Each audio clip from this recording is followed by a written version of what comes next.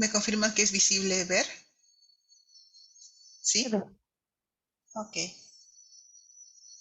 Bueno, buenas tardes con todos. Mi nombre es Patricia Pereira y soy miembro del grupo de investigación de técnica de huellas nucleares de la Pontificia Universidad Católica del Perú. Bueno, voy a presentarles el trabajo titulado Simulación de la difusión y decaimiento de radón torón exhalado de una pared y de su progenie. Respuesta del detector desnudo de LR-115 colocado sobre la pared. Bueno, es bien conocido la relación entre la concentración de radón en interiores y la incidencia de cáncer pulmonar. Es por esta razón que se han realizado diversos programas de monitoreo en casas y centros de trabajo, bueno, en todas las partes del mundo, para poder cuantificar este riesgo. En la figura, por ejemplo, vemos un mapa, bueno, que está un tanto desactualizado, que es de 2007, donde muestra, digamos, los niveles aproximados de radón en diversos países. Para realizar estos monitoreos de radón a gran escala, se utilizan generalmente monitores pasivos de radón que son colocados en el interior de las viviendas, indoors, que le decimos, mediciones indoors, y por tiempos relativamente largos, ¿no? Que van entre de unos 8 semanas a prácticamente en algunos casos hasta 6 meses de duración de estos monitoreos. O sea que necesitamos un tiempo de monitoreo largo para realizar estos estudios de monitoreo. Es importante también destacar el riesgo radiológico del radón por dosis de inhalación que está relacionado de las progenies en vez del propio radón 222. Sin embargo, las concentraciones aéreas reales de la progenie van a estar influenciadas por su adhesión a los aerosoles, a las partículas suspendidas en el aire, al plate-out en superficies como podría ser paredes, techo, suelo o muebles que se tengan al interior de las habitaciones y también en resuspensión. La ICRP sugiere utilizar un factor de equilibrio global de 0,4. Este factor de equilibrio relaciona las concentraciones de radón con su progenie. Bueno, inicialmente en las primeras mediciones se utilizaban detectores en modo desnudo o descubierto. Acá en la figura podemos ver esas dos variaciones, ¿no? Los detectores desnudos y los detectores en cámaras de difusión, que serían la siguiente opción. En este caso, los dos monitores que presento son o han sido, digamos, diseñados por el grupo de investigación. Posteriormente se han utilizado las cámaras de difusión, que lo que hacen básicamente es discriminar al torón y solamente registraban el aporte del radón y de su progenie. En todos estos casos, tanto para ambos monitores, ya sea los detectores desnudos o las cámaras de difusión, se emplean también estos tiempos largos.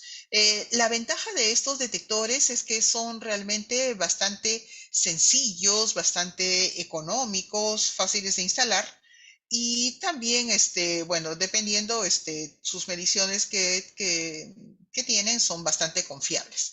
Sin embargo, podría dar algunas características que pueden, digamos, marcar una cierta diferencia. Los detectores desnudos o descubiertos, el material detector que se utiliza es LR115, básicamente, que es un hidrato de celulosa. Y en cámaras de difusión, lo que se utiliza son tanto detectores de LR115 como los muy conocidos CR39. En cuanto a los detectores desnudos, registran todo, o sea, registran radón, torón y progenis no equilibradas, o sea, tal como están normalmente en el ambiente. Mientras que los detectores en cámaras de difusión lo que van a registrar básicamente es radón y su progenie en equilibrio con, bueno, con el radón, ¿no? La progenie en equilibrio con el radón.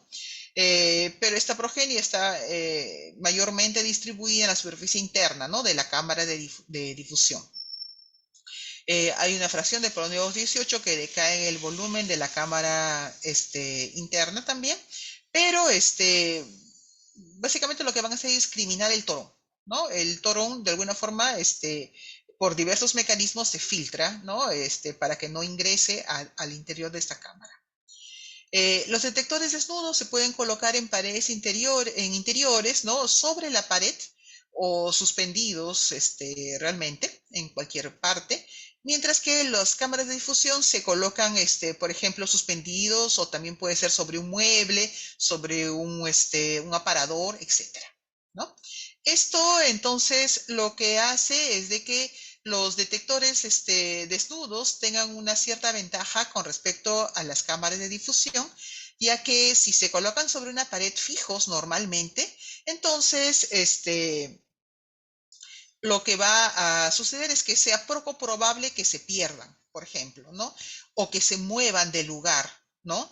O que de repente alguien en casa curioso quiera abrirlos para ver qué es lo que hay al interior y entonces, digamos, se pierda información, ¿no? Entonces, esa es la ventaja que tenemos con los detectores de desnudos, ¿no? Con respecto a las cámaras de difusión. En la experiencia que nosotros tenemos, que hemos empleado ambos monitores, ¿no? Sí ha sucedido, digamos, todo este tipo de hechos, ¿no? Y ahí siempre hay una cierta tasa de pérdida de los detectores que se envían, pero como repito, en el caso de los detectores que están colocados directamente sobre la pared, esta tasa se puede reducir. Ahora, eh, esta desintegración, bueno, el radón 222, que finalmente le vamos a llamar radón, o al radón 220, que le vamos a decir de ahora en adelante torón, tienen una serie de decaimientos consecutivos, tanto con partículas alfa como con partículas beta. Entonces, cuando un radón, o bueno, cuando un átomo de radón es exhalado, digamos, de una pared, lo que va a suceder probablemente es que luego de un tiempo pueda, digamos, decaer en polonio 18, digamos, emitiendo una partícula alfa.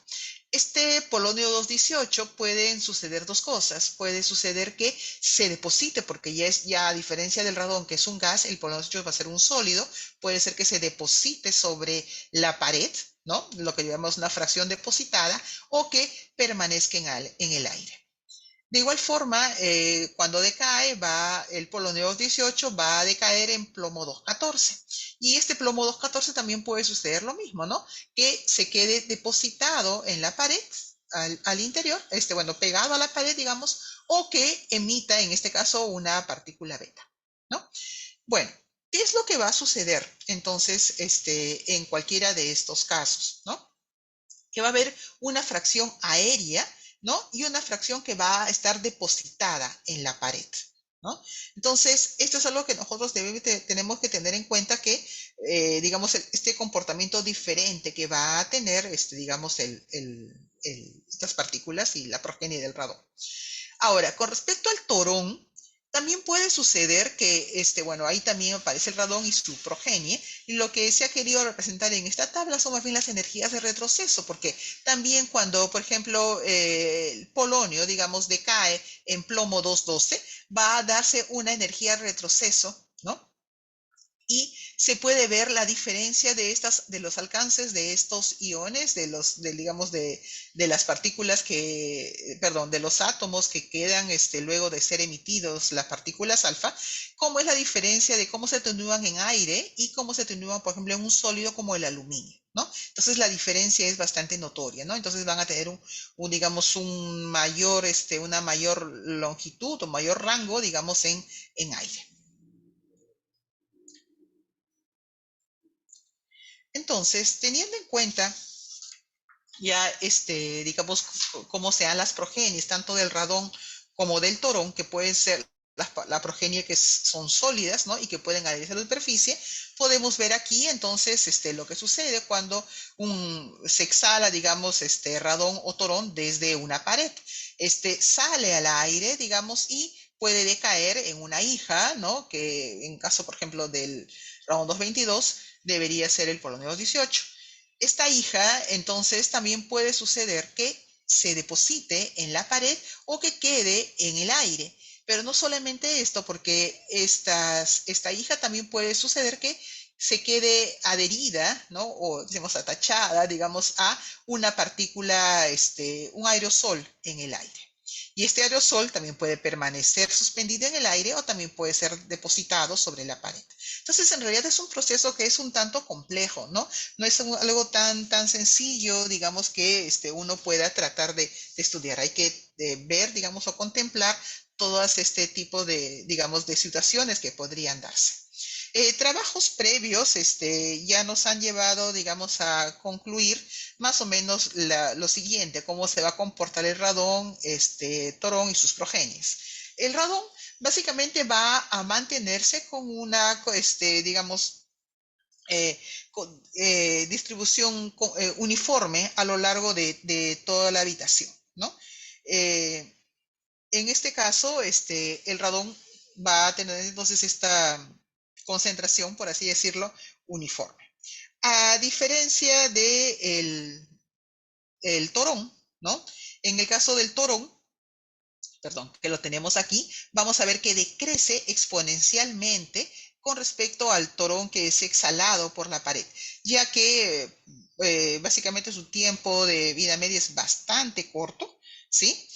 Y también tenemos el efecto de plate out que se da, perdón,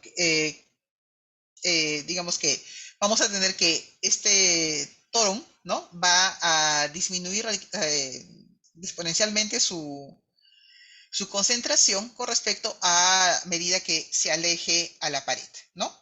O pared, o pisos, o techo, en fin, ¿no? Cualquier material de construcción que esté siendo exhalado. Otra cosa será con respecto a la progenie, ¿no? La progenie del radón y la progenie del torón. Para el caso de la progenie del radón, nosotros vamos a ver que cerca de la pared hay un decrecimiento bastante grande, ¿no? Porque lo más probable es que si es que esta progenie se produce cerca a la pared, esta se quede adherida a la pared.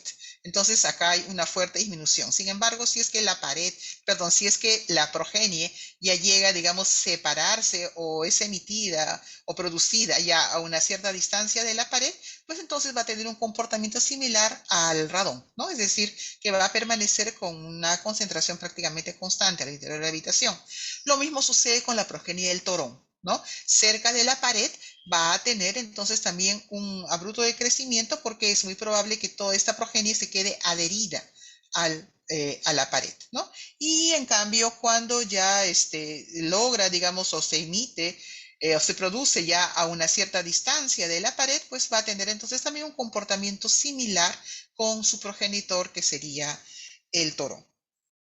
Entonces, todo lo anterior puede indicarnos que el detector desnudo colocado sobre una pared va a registrar principalmente la contribución del radón 222, en forma parecida a lo que sucede al interior de una cámara de difusión, donde no hay equilibrio, pero en el aire va a predominar el radón, ya que la progenie está depositada mayormente. En cuanto al torón, su contribución al interior de la cámara de difusión sería mínima. Bueno, los estudios previos entonces sobre la influencia del efecto de la deposición del radón, del torón y sus progenies cerca de la superficie empleando detectores desnudos de LR115 sobre una pared son cualitativos, o en realidad no se han realizado estudios experimentales sistemáticos para conocer qué mide realmente este detector, o no se han planteado modelos ni han desarrollado simulaciones que permitan explicar y predecir los comportamientos de las especies involucradas. Tampoco se han estudiado la distribución del radón y del torón y sus progenies en volúmenes efectivos en detectores desnudos de LR115 colocados sobre una pared. Y se desconoce la influencia de estas distribuciones con las sensibilidades parciales, ¿no? Y la densidad de huellas. Si bien la fuente principal de radón es el suelo y el subsuelo, en el entorno inmediato de habitaciones en sótanos sin primer piso, o sea, entonces las fuentes principales son el suelo, ¿Qué sucede en pisos más altos, en edificaciones? Pues ahí son los materiales de construcción los que tienen la principal contribución en las paredes, pisos, techos, etcétera, los que van a ser la principal fuente entonces de la exhalación de tanto del radón como del torón, en particular del torón, porque algunos materiales de construcción se ha visto que tienen una alta, digamos, concentración de torón. Ya entrando entonces netamente al trabajo, los objetivos y la justificación de este trabajo, puedo decir entonces que el objetivo principal va a ser determinar qué cosa mide un detector de LR115 desnudo, colocándolos en una pared directamente que exhala radón y torón en un ambiente de baja ventilación. Se ha desarrollado un programa basado en métodos de Monte Carlo para simular el transporte difusivo de átomos de radón y torón exhalados en una pared y el de su progenie directa, considerando sus decaimientos durante el movimiento. Como ya hablé hace un momento, ¿no? Este proceso involucra entonces tanto a, digamos, el hecho de que parte de esta progenie puede quedar adherida o puede quedar depositada en las superficies. Entonces, el programa considera todas estas opciones. Se han determinado las distribuciones espaciales para los decaimientos de cada radioisótopo, considerando los adheridos en aire y los depositados, y la respuesta del detector en términos de sensibilidades parciales individuales. Se evaluará la influencia del efecto de Plateau sobre las concentraciones de las diferentes especies en las superficies cerca de la superficie del detector, particularmente en sus volúmenes efectivos. Bueno, para la metodología, entonces, se va a considerar paredes que no tengan recubrimiento o pintura, ¿no? En estas simulaciones se ha considerado eso. Utilizando entonces métodos de Monte Carlo para simular el comportamiento del radón, del torón y sus progenies cerca de la pared. Para esto se considera una difusión browniana de los átomos radioactivos solamente considerando, ¿no?, de que inicialmente esta pared solamente está exhalando radón y torón y que ya luego se van a producir la progenie, ¿no? Entonces estos son directamente exhalados o están localizados en la superficie de la pared. Entonces se utiliza la ecuación de Langevin para degenerar estas distribuciones. Bueno, el programa entonces va a tomar en cuenta cuatro cosas principalmente: la ubicación de cada átomo en el tiempo, el instante en que un átomo cualquiera decae, la posición espacial del decaimiento y el rastreo de la partícula alfa emitida y la evaluación de su probable registro por un detector desnudo, ¿no?, de LR115. Bueno, entonces vamos a ver cuáles son los parámetros que se tienen para esta simulación. Esto, digamos, va a simbolizar un detector LR115 desnudo que tiene unas dimensiones de L por A, su largo y su ancho, ¿no? Que consideramos inicialmente de 2 centímetros cada una, es un cuadrado. R sub D va a ser el radio de un círculo, digamos, una circunferencia equivalente a la superficie de este detector. El radio C sería, R sub C sería el radio de la superficie que va a exhalar tanto el radón como el torón. Estos serían los parámetros geométricos. Los parámetros de registro de la partícula alfa, bueno, son las condiciones que tenemos, que sería el ángulo crítico y las energías máximas y mínimas para la detección. Y finalmente necesitamos el coeficiente de difusión, que utilizamos este valor que es similar digamos, al que también se utiliza en otros trabajos. Y bueno, entonces tenemos acá una simulación, bueno, cómo se va a realizar la simulación del proceso de esta difusión browniana y el rastreo de las partículas alfa. Simplemente se va a suponer que los gases rebotan al chocar con la pared y sus progenies se adhieren y decaen en ese estado. Recuerden que el tiempo de vida media de la progenie es muy corto, entonces prácticamente, digamos, se desintegra el radón, bueno, emite la partícula alfa y casi inmediatamente después es que se van a emitir las partículas alfa también de la progenie, ¿no? Por justamente este tiempo de vida media tan corto. Un caso muy especial es el del polonio 218, que tiene una alta energía. Si el polonio 18, digamos, impacta, bueno, o a la hora de caer, va hacia la dirección de la pared, podría suceder, o sea, se incrusta en la pared, podría suceder que su progenie directa, el plomo 214, se podría desprender de la pared, ¿no? Por la energía de retroceso. Entonces, eso también es algo que el programa toma en cuenta. Se consideran que tanto el radón como el torón pueden decaer en su siguiente progenie y que dependiendo de esta ubicación, pueden o no alcanzar el detector. Lo mismo se determina para las progenies emisoras alfa, considerando las características propias de cada radioisótopo. Se considera que el torón tendrá una contribución despreciable a distancias mayores de 50 centímetros, justamente porque ya no llega más allá de esa distancia, pero su progenie dependerá de la distancia a la pared. Si en la ubicación de emisión de la partícula alfa no cae en el volumen efectivo, se generará una nueva posición para la exhalación del radón o del torón. De lo contrario, se evalúa si es que esa partícula se va a registrar o no.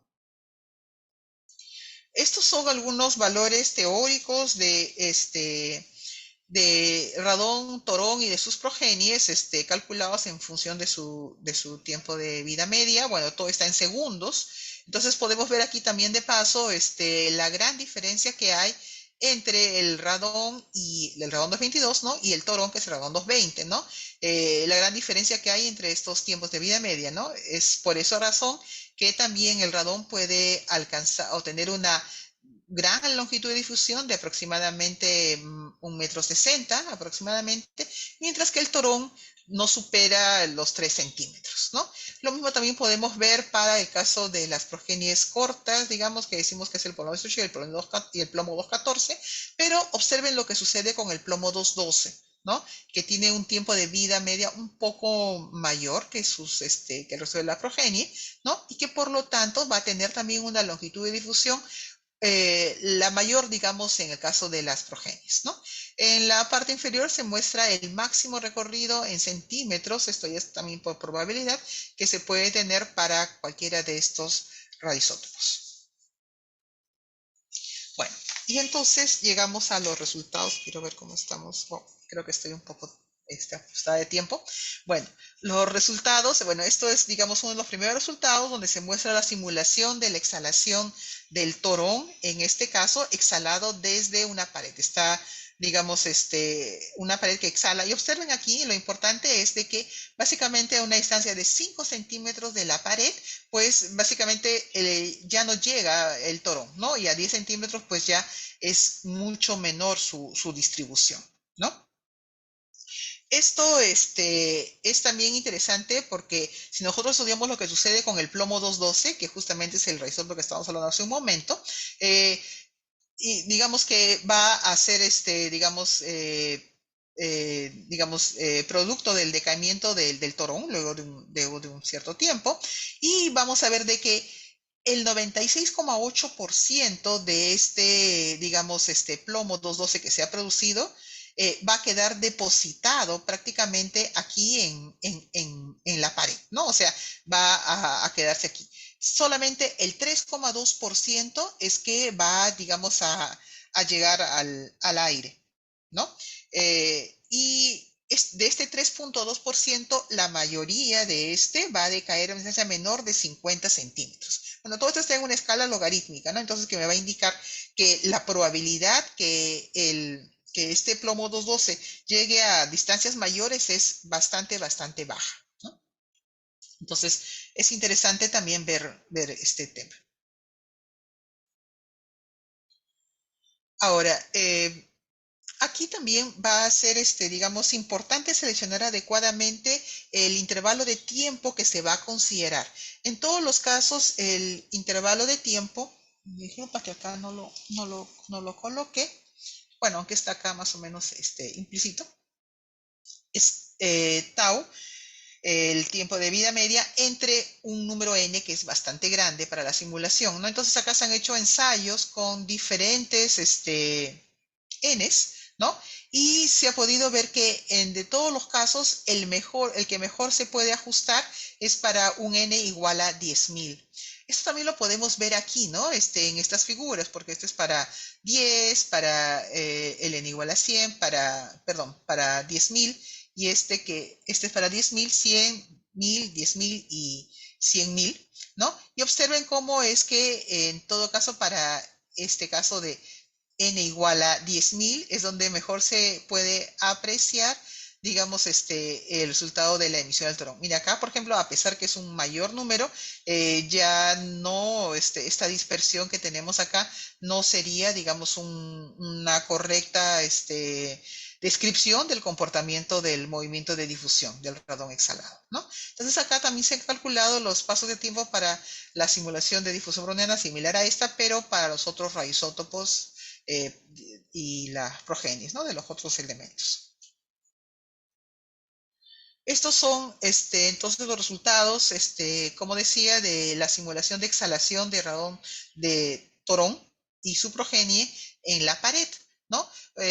Bueno, acá vemos este tema de escala, acá está de menos 30 a 30, acá hemos hecho, digamos, un mejor acercamiento, ¿no? Más propio para el caso del torón. Y bueno, acá se ha justamente colocado el volumen efectivo, ¿no? Que sería el volumen, bueno, dentro de este volumen efectivo, las paredes, perdón, las partículas que caen dentro de este volumen efectivo serían las que efectivamente serían registradas, ¿no? Por el detector que aparece acá en esta rayita en rojo, que ven aquí. Esto es también para otra progenie, el polonio 216. Bueno, en el caso del bismuto 212 y del polonio 212, pueden verse aquí que básicamente esta línea azul que tenemos aquí representa la progenie que ya se ha depositado en la pared. Entonces, obviamente, la cantidad digamos, de átomos de polonio que van a decaer en aire es mucho menor que la que realmente se deposita, ¿no? Al interior, digamos, sobre la pared.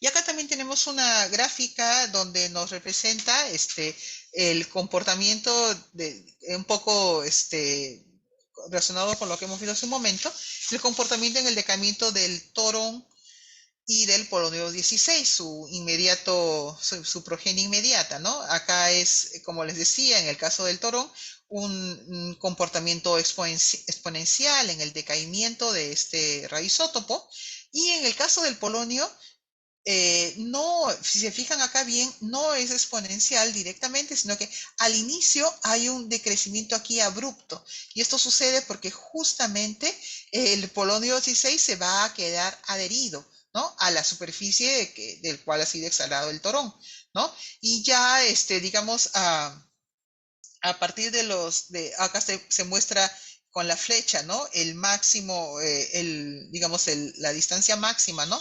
A la cual se encuentra el máximo número de partículas de polonio 216, el máximo número de desintegraciones. A partir ya de una cierta distancia, ya más o menos a partir de 2 centímetros, ya sigue entonces el comportamiento exponencial, ¿no? Que se esperaba, ¿no? Para cualquier radioisótopo cerca a la pared. Estos son los resultados de la simulación de exhalación del radón 222 y su progenie. Es similar al caso que hemos visto para el caso del torón. Y también observen acá cómo se deposita esta progenie sobre la pared, ¿no? Que es lo que aparece aquí. En rojo, como siempre, el detector. Bueno, vamos, finalmente ya los últimos resultados son debido a la simulación a las sensibilidades parciales, perdón, que se han registrado en el programa. Bueno, se ha determinado la densidad de trazas para el radón y su progenie. Las concentraciones son las mismas debido a que al tiempo de vida corto que tienen la progenie. Estas concentraciones van a ser las mismas para el radón, polonio 218 y polonio 214. Las vamos a poder considerar las mismas. Y bueno, esto sería entonces la densidad total de trazas del radón y de su progenie.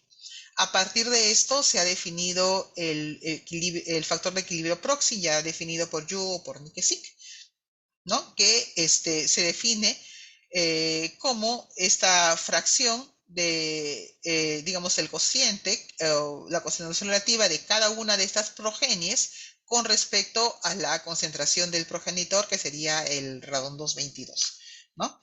Entonces, relaciona estas concentraciones de las progenies con respecto al radón. Y reemplazando esto aquí con la densidad de trazas, vamos a llegar a esta expresión, que nos va a definir entonces el factor proxy en función de la densidad de huellas.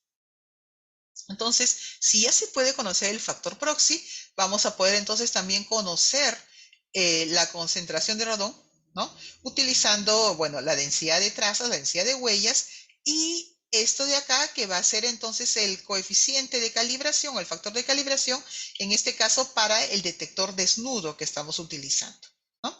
Entonces, K es K sub B porque es K bar desnudo, ¿no? Que es lo que normalmente se utiliza en la literatura. Esto sería entonces la sensibilidad aquí de esa progenie más 1 por el factor de aquí. Entonces, algunos valores que se han utilizado para hacer todos estos cálculos, esto es finalmente el coeficiente de calibración que tenemos para el detector, ¿sí? Para el detector desnudo de LR115 calculado con la simulación. Y estos son los factores para la progenie del radón y la progenie del torón. Aquí nos vamos a poder dar cuenta que estos factores son en realidad bastante pequeños. Entonces, si nosotros volvemos aquí a esta expresión general para la densidad de huellas, que es la densidad total de radón y progenie y torón y progenie, y reemplazamos acá todo, pues básicamente estos términos de acá vamos a poder despreciarlos, quedándonos básicamente esta expresión como la densidad total de huellas, ¿no? En función solamente de las concentraciones del radón y del torón. Es un resultado bastante importante porque vamos a ver aquí en las conclusiones cómo nos permite, digamos, validar, digamos, todas nuestras mediciones. Algo importante también a poder indicar es que este resultado que se ha obtenido aquí con la simulación es un valor bastante cercano al coeficiente de calibración calculado, al coeficiente de calibración obtenido experimentalmente en nuestro laboratorio de huellas nucleares en la PUC. Bueno, aquí también se muestran las sensibilidades parciales en centímetros, ¿no? En comparación con en comparación porcentual, ¿no? Con la diferencia, ¿no? De los valores experimentales, ¿no? Los calculados con las diferencias, ¿no? Entonces son bastante cercanos, se puede decir, entonces se puede decir que son resultados bastante buenos. Ya finalmente, las conclusiones, podemos decir que la sensibilidad parcial de un detector desnudo de LR115 va a ser el mismo para los emisores alfa aéreos, independiente de la distribución espacial de la progenie. La igualdad de las sensibilidades parciales, a pesar de las distribuciones no uniformes espaciales de algunos radionucleidos, la buena correspondencia entre los valores teóricos y simulados de parámetros temporales de desintegración y difusión, validan el código de Monte Carlo desarrollado. Los resultados, interpretaciones y conclusiones podrían ser válidos para ambientes con baja ventilación, donde además de otras simplificaciones consideradas, el transporte de gases radiactivos y su progenie es únicamente difusivo. Se encontró que la concentración de torón era alta cerca de la pared de la habitación y caía exponencialmente con la distancia a la pared. Es de esperar un comportamiento similar para el techo y el piso, ¿no?, de la habitación. Las concentraciones de progenie del torón en interiores son uniformes con la distancia a la pared.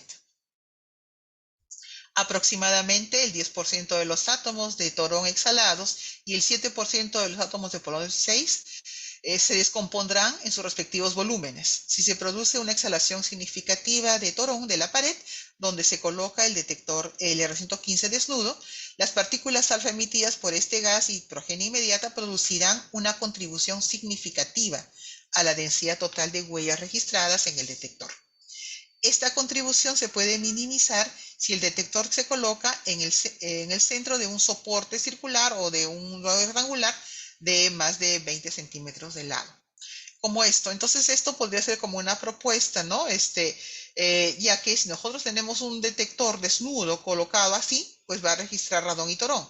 Si lo colocamos sobre una superficie como esta, va a registrar solamente radón, de acuerdo a lo que hemos visto. Entonces, de esta forma podríamos discriminar y si tuviésemos este tipo de mediciones, podríamos saber efectivamente cuál es el real aporte, la real contribución del torón en estas mediciones, ¿no? Ya que hemos descartado que estos detectores registren muy poca progenie.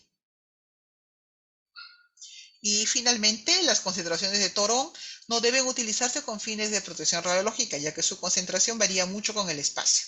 En cambio, la medición de concentración de la progenie del torón sí sería más útil y efectiva, aunque la tasa de exhalación del torón en la superficie también puede usarse como un índice para la evaluación de la dosis por torón. Bueno, eso sería todo. Gracias. Disculpen que creo que me he excedido en el tiempo. No, no se preocupe. ¿Hay alguna pregunta en el Zoom? ¿Hay alguna pregunta que quieran hacer? Bueno, sí, tengo una preguntita. El, entonces, ¿esto no se podría hacer con los detectores CR39? No, porque con los detectores CR39, la ventaja que tiene el R115 es justamente el rango de medición, ¿no? El LR115, como es una película intercelulosa depositada sobre un sustrato, pues tiene un rango de medición que no excede los 5 MEF aproximadamente, mientras que el CR39 sí puede detectar partículas con energías mucho mayores. Es por eso que los volúmenes efectivos que se muestran ahí corresponden exclusivamente al LR115.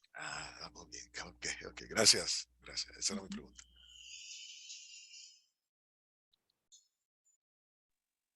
¿Ya no hay más dudas?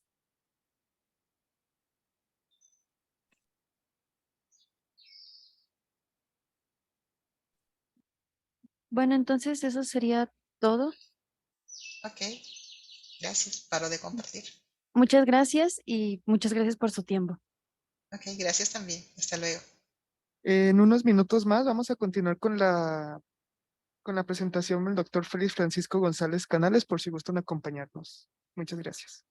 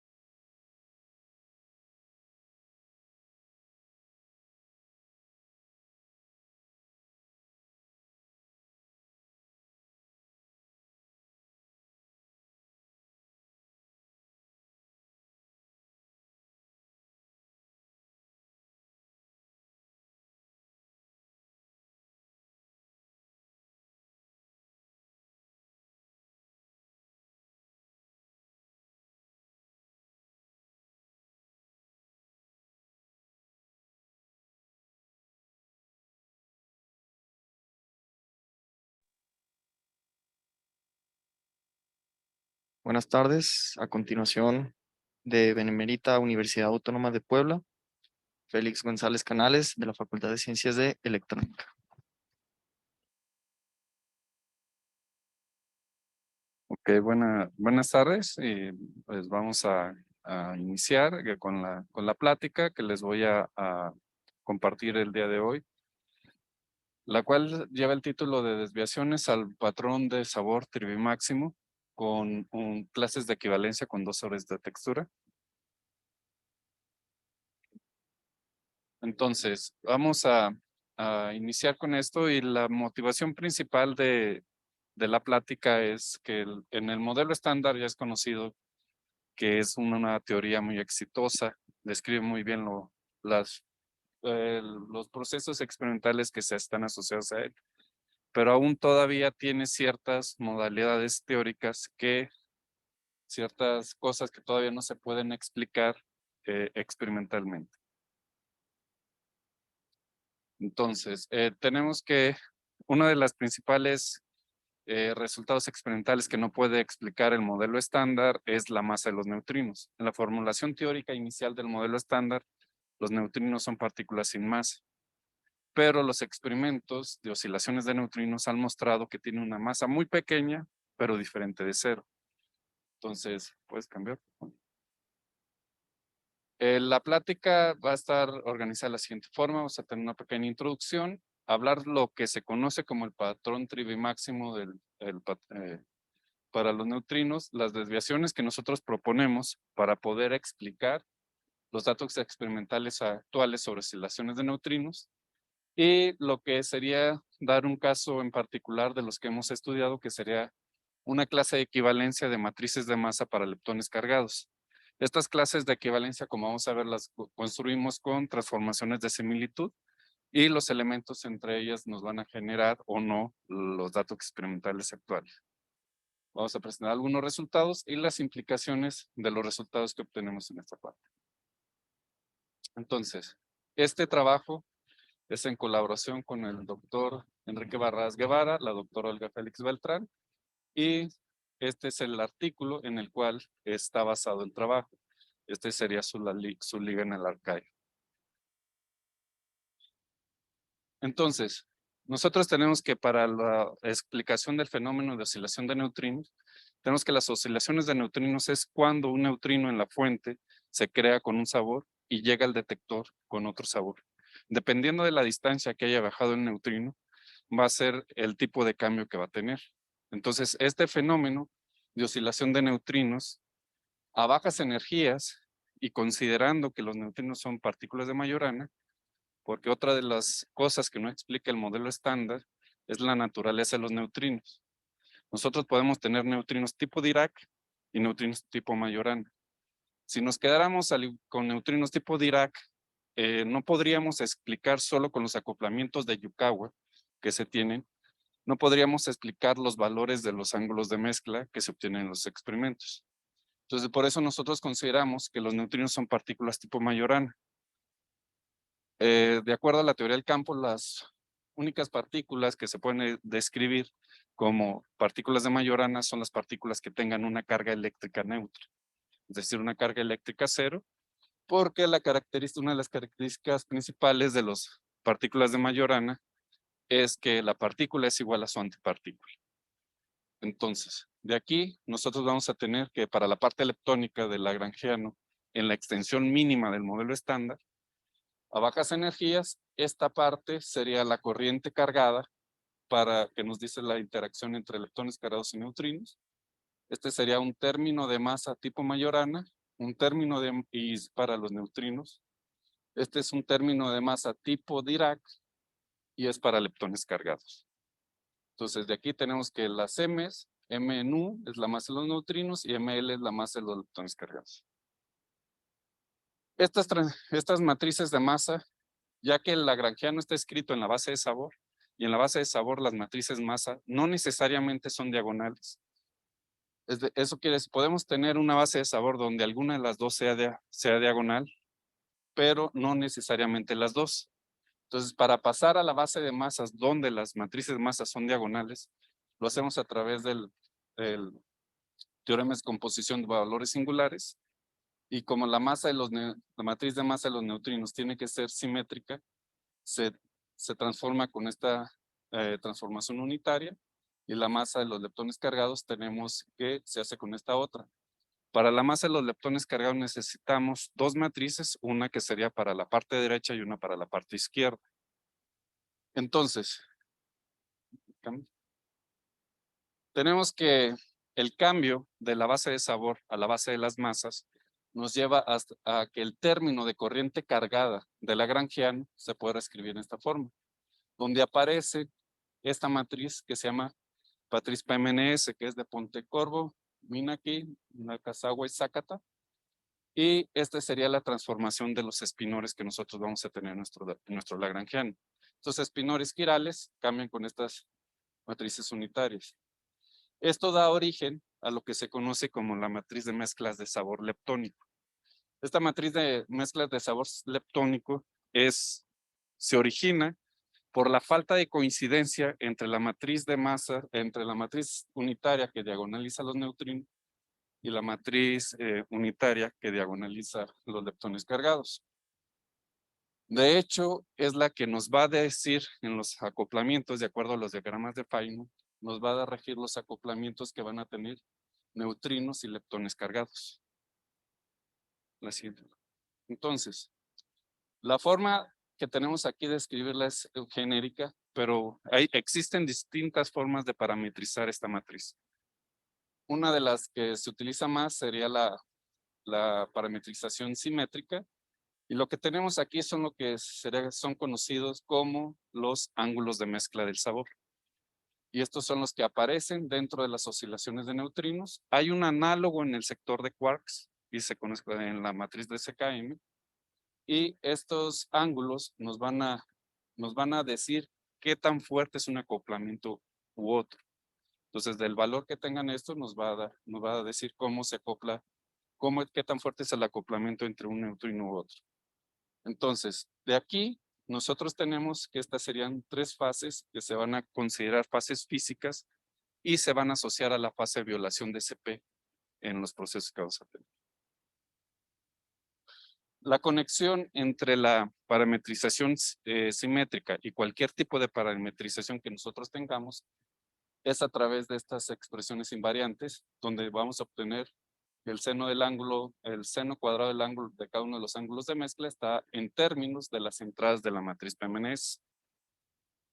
Las fases asociadas a la violación de CP, por ejemplo, delta CP es una fase tipo Dirac, que es análoga a la fase que tenemos en el sector de quarks, y se puede escribir en términos de un invariante que se conoce como invariante de Yarskov, y este es un invariante ante refasamientos de la matriz o de los términos de corrientes del Lagrangiano y elementos de la matriz de mezclas que tenemos ahí.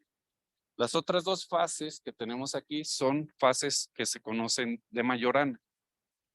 Son fases asociadas a los procesos donde vamos a tener violación de número leptónico. Entonces, I1 y I2 son los invariantes correspondientes a estos dos tipos de fases.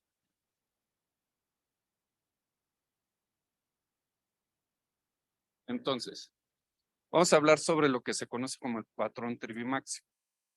Se dice trivimáximo porque tenemos dos valores máximos en los ángulos. Dos ángulos que tienen un valor máximo, que sería el ángulo solar, el ángulo de mezcla solar, que nos daría que sería un medio o 45 grados, y el ángulo de mezcla atmosférico, que también tendría un valor de 45 grados. En este patrón de mezcla del sabor, estuvo muy favorecido hace 10 años, más aproximadamente.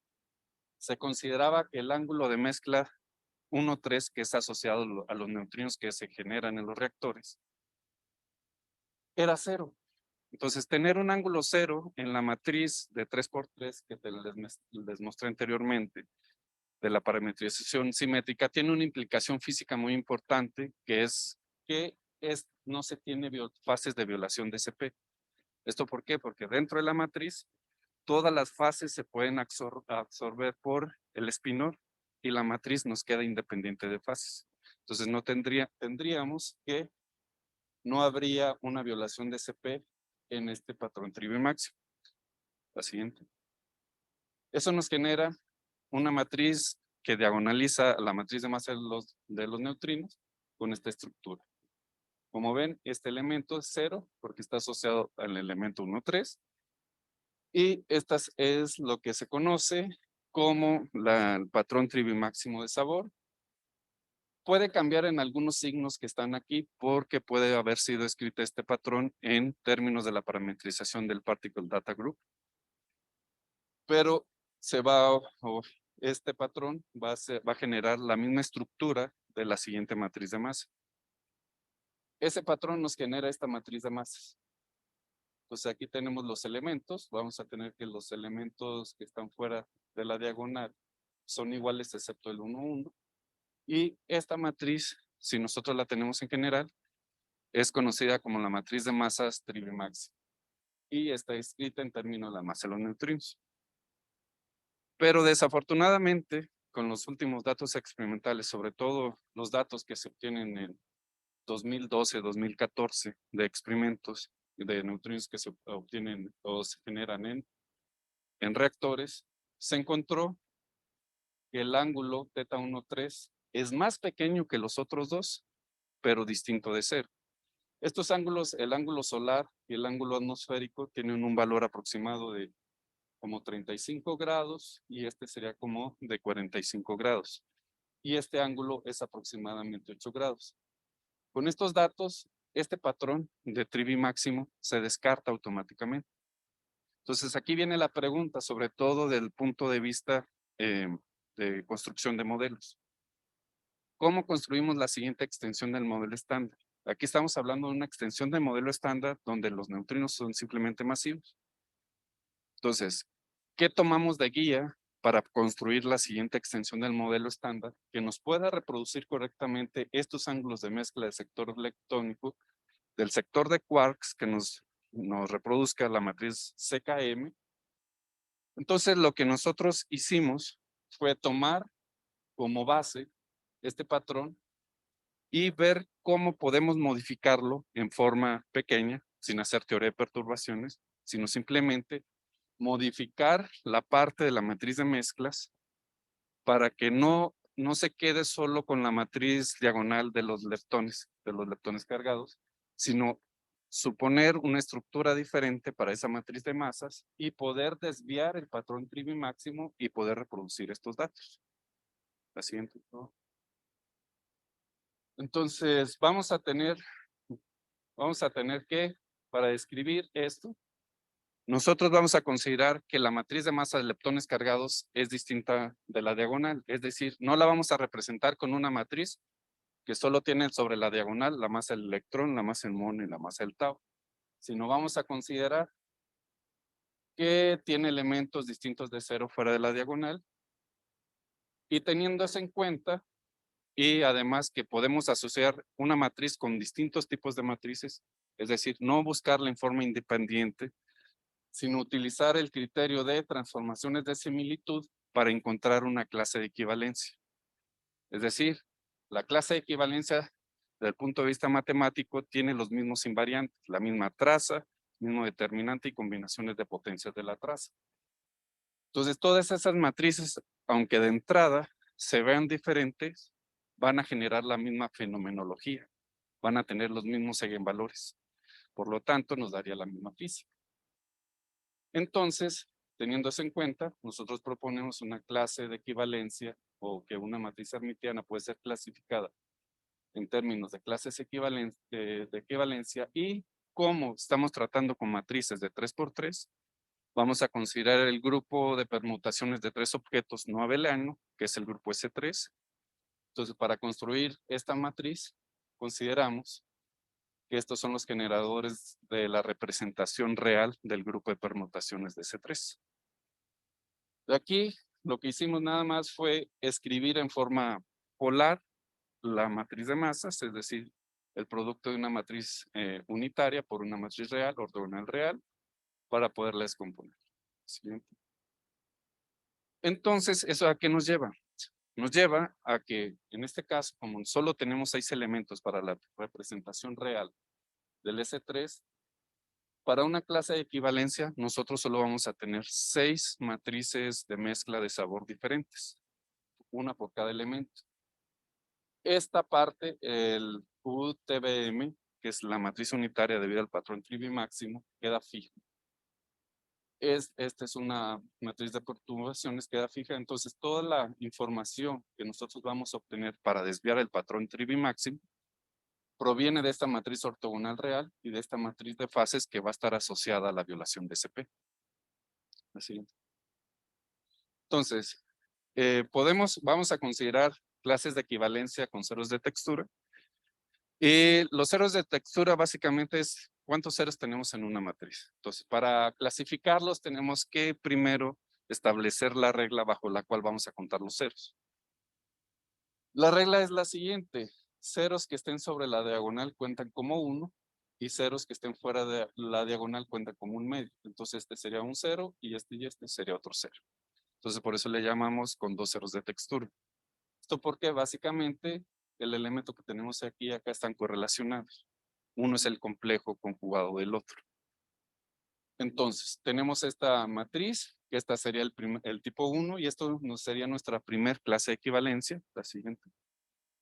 Aquí tendríamos otra clase de equivalencia con 2 ceros de textura. Se obtienen diferentes valores para los invariantes.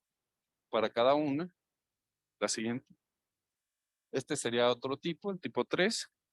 La siguiente, y este sería el más simple que tenemos, que es una matriz diagonal por bloques con 2 ceros de textura. En este caso, por la presentación, solo vamos a estudiar un caso y vamos a ver solo el tipo 1. Entonces, para el tipo 1, vamos a considerar esta matriz. De hecho, lo escogimos porque la que llamamos 0, 0 es lo que se conoce en la literatura de física de quarks y de neutrinos como la textura de Frisch. Se empezó estudiando para quarks, se extendió para neutrinos y esta es la que describió o por mucho tiempo se utilizó para describir las mezclas de sabor para quarks y para neutrinos. La siguiente. Entonces, ¿qué vamos a hacer ahora? Ya escogimos la clase de equivalencia, la estructura que tiene la clase de equivalencia, y ahora vamos a reducir el número de parámetros libres que tenemos en nuestra matriz. ¿Cómo lo hacemos nosotros? Lo hacemos a través de los invariantes de la matriz. Esto con el fin de escribir los elementos que tenemos aquí en la clase de equivalencia en términos de las masas de los leptones cargados. Eso nos lleva a que solo vamos a tener, en vez de tener 1, 2, 3, 4, 5 parámetros libres, incluyendo las fases, serían 7. Tendríamos solo 3. Serían 2 fases y un parámetro delta. Este parámetro delta, cuando se hace construcción de modelos y se incluyen simetrías de sabor, ya sean simetrías discretas de sabor o continuas, este parámetro está asociado con el rompimiento de la simetría de sabor. Entonces, los valores que nosotros podamos obtener para este parámetro nos pueden indicar cómo podemos o debemos romper la simetría de sabor que nosotros tenemos. Entonces, con la ayuda de estos invariantes, nosotros reescribimos en términos de las masas a los elementos de esta matriz. La siguiente. Entonces, estos elementos de las masas tienen ciertas características. Estos parámetros F simplemente están escritos en términos de las masas de los leptones cargados y del parámetro delta. Estas son las razones de masa de los leptones cargados. Los escribimos en términos de las razones de masa de leptones cargados porque las masas al momento de correr la escala en el modelo, ya ir de escala del modelo estándar, por ejemplo, escalas de supersimetría o escalas de gran unificación, son más estables los valores que se tienen en las razones de masa porque el orden de magnitud que se obtenga para la razón de masa se conserva. Puede cambiar el número que tenemos enfrente, pero el orden de magnitud de la razón de masa es igual, es independiente de la escala. Si dejáramos nada más la masa, el valor de la masa, los valores de las las masas de las partículas, depende mucho de la escala. Aquí tenemos las fases, que estas serían las fases que tenemos nosotros y van a estar asociadas a la violación de CP, y este es el rango donde están definidos. Las S que aparecen aquí en sí son un signo, es un cambio de signo para no tener inconsistencias cuando tenemos raíces cuadradas en la parametración que nosotros tenemos. Ese signo, cambiar de signo uno de los eigenvalores, por ejemplo, sería cambiar de signo el eigenvalor de M, implica una transformación quiral de los espinores de lagrangiano. Esta transformación quiral de los espinores derechos e izquierdos de lagrangiano simplemente se refleja en el cambio de signo de uno de los eigenvalores o una de las masas, pero toda la estructura de lagrangiano nos las deja invariante. Entonces, por eso nosotros podemos aplicarlo sin preocuparnos de revisar nuevamente la invariancia de lagrangiano. La siguiente. Entonces, este sería el rango de valores dependiendo de qué masa o eigenvalor nosotros rotemos quiralmente para el parámetro libre que nosotros tenemos. Este es el rango de validez que se va a tener para cada uno. En los ejemplos que les voy a mostrar, utilizamos el caso B, que es el caso que tiene el rango más amplio. La matriz PMNS se podía reestructurar en esta forma, donde esta sería una matriz diagonal de fases y esta sería la estructura de la matriz ortogonal real. Dependiendo del caso que nosotros rotemos, va a ser que aparezcan aquí signos menos o no, pero esta sería la estructura general. La siguiente. Eso nos lleva a que los ángulos de mezcla en su expresión teórica los podemos escribir en esta forma. Por ejemplo, el ángulo solar es 1/3 más. Si fuera exactamente por esta mezcla, si fuera exactamente el patrón Trivi máximo, esto sería igual a 1/3. Y esto tendría que ser igual a 1, el producto de estas razones y esta epsilon. Aquí todo esto que tenemos acá tendría que ser 1, y acá el epsilon 1/3 tendría que ser 0. Entonces estos parámetros nos van a ayudar a hacer la desviación con respecto al parámetro Trivi máximo. Aquí tenemos que los epsilon no son parámetros libres, sino son están en función de las razones de masas y del parámetro delta. Solo que no lo escribo porque son expresiones muy largas. Y volvemos a encontrar otro resultado importante de haber clasificado en términos de clases de equivalencia, que es que para las matrices M0 y M3 se generan las mismas expresiones. Es decir, solo hay 3 conjuntos diferentes de epsilon para la clase de equivalencia. Entonces, en vez de tener 6 conjuntos diferentes de epsilon, solo tenemos 3. Es decir, una clase de equivalencia con 6 elementos solo nos genera 3 conjuntos diferentes de expresiones teóricas para los ángulos de mezcla.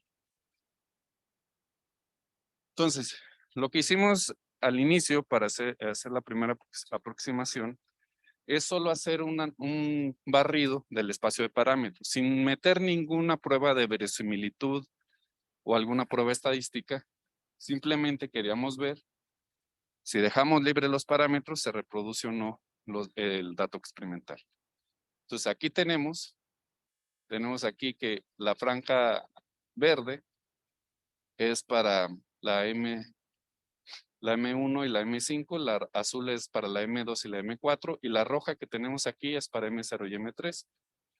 Lo que tenemos en la gráfica del lado derecho simplemente es una amplificación.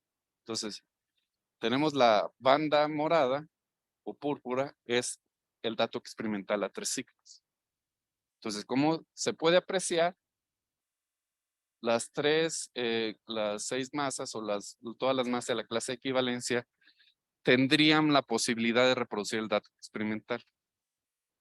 Pero aquí tendríamos que es una región muy, muy, muy pequeña, que si nosotros ya hacemos un análisis estadístico, tendríamos que hacer lo que se llama el fine tuning, un ajuste muy fino para que se pueda se puedan reproducir o probablemente queden descartadas ya por un estudio estadístico. Pero un simple barrido del espacio de parámetros nos dice que sí es posible que lo reproduzca. Para el ángulo solar nos pasa un caso similar, pero aquí ya la masa, las matrices M0 y M3 ya tiene una franja más grande. La siguiente, por favor. Para el atmosférico, pues la M0 y M3 básicamente se reproduce para cualquier valor de delta, pero la que nos restringe es la M1, M5 y M2 y M4, que vuelve a tener un rango pequeño. Eso nos lleva a que nosotros obtuvimos estos valores para la delta. En la M0 y M3 sí tenemos un rango abierto y el otro nada más un valor aproximado de lo que vamos a tener. Cuando hacemos el estudio de las gráficas para los ángulos de mezcla y las fases asociadas a la violación de CP, nosotros encontramos que el único ángulo de mezcla que depende fuertemente de las fases es el ángulo atmosférico. Los otros ángulos de mezcla no dependen explícitamente de la fase o tienen una dependencia muy débil. Es decir, que sí tienen en forma explícita la fase, pero el valor que tiene ese término se vuelve irrelevante en general. La siguiente. Entonces, las implicaciones que nosotros encontramos o buscamos para estos resultados fue ver en el decaimiento de doble beta de neutrinos, que es un decaimiento que nos da la violación del número leptónico en 2 unidades y que es importante y que se está buscando en el experimento Catherine. Y es importante, si se llega a detectar este proceso, porque todavía es hipotético, podríamos resolver 2 preguntas importantes del modelo estándar. Nos podría definir la jerarquía en el espectro de masas del modelo de los neutrinos, porque actualmente existen 2 jerarquías.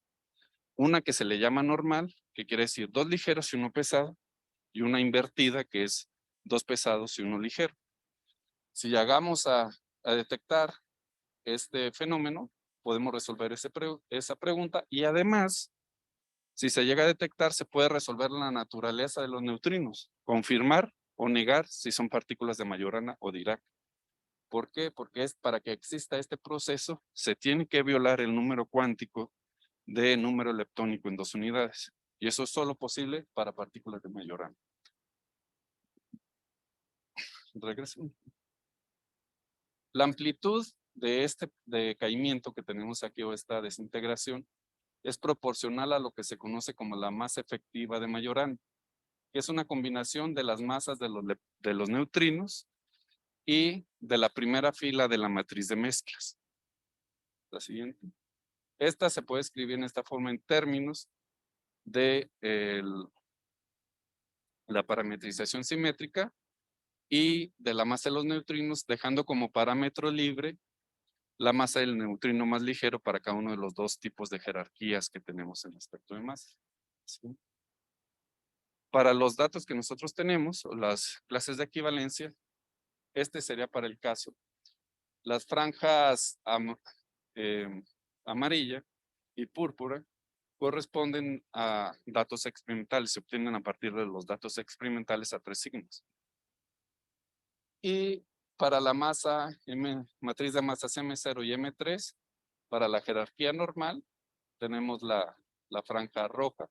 Para la jerarquía invertida, tendremos la franja naranja. Estos sombreados grises corresponden a exclusión por cosmología.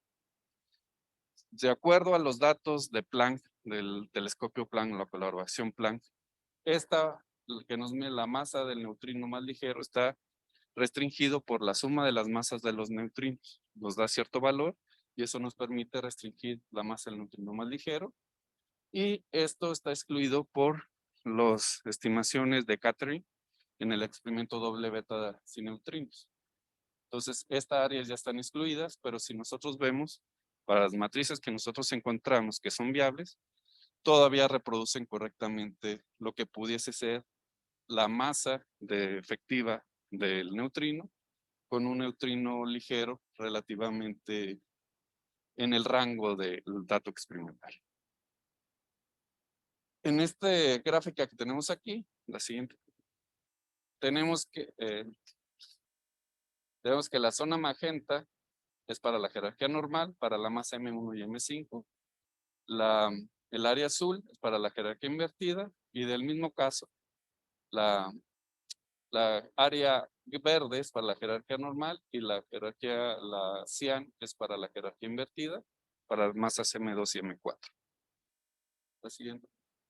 Entonces, con este estudio rápido y solo hacer el escaneo del espacio de parámetros, podemos obtener nosotros rápidamente que si se quiere hacer un estudio de desviaciones del patrón Trivi máximo para la clase de equivalencia tipo 1, tenemos que sí se puede reproducir con todas las matrices de masa, pero son más favorecidos las masas M0 y M3.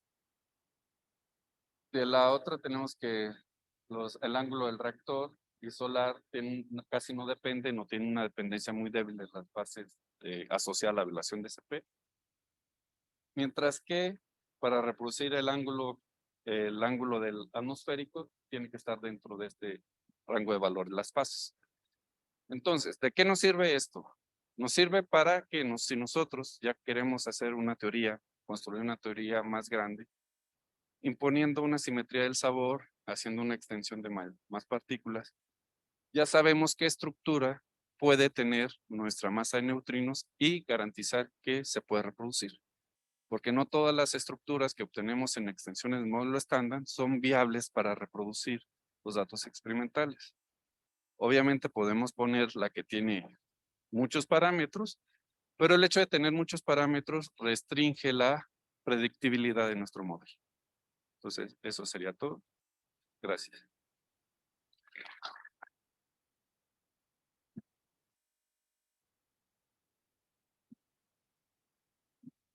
¿No hay alguna pregunta para para el profesor? ¿Usted? En los últimos gráficos que muestra, hay un gráfico.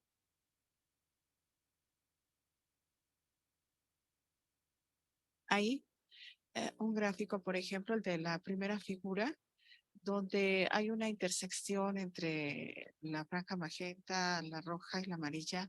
¿Qué nos representa esa intersección?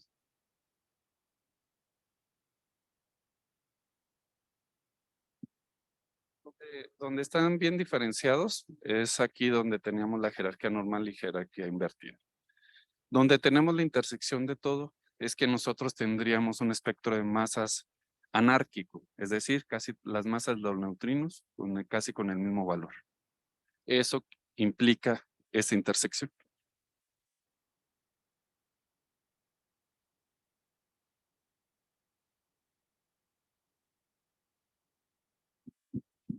Bueno, de acuerdo a lo que sería solo desde el punto de vista de doble beta decay, no sería desfavorecido, pero con los últimos datos y ajustes global fits de oscilaciones de neutrinos, actualmente sí está desfavorecida esta región, porque sí se tiene bien diferenciada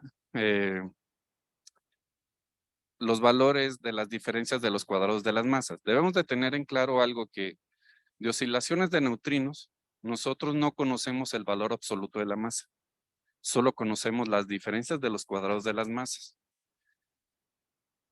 ¿Cómo se obtienen esos valores de diferencias de cuadrado de las masas? No sabemos porque no se tiene establecido. Puede ser de valores muy cercanos o de valores muy lejanos, pero no de lo que se conoce actualmente ahora de oscilación de neutrinos, no sabemos la escala. Conocer el valor absoluto de la masa del neutrino es conocer la escala en la cual está esa partícula.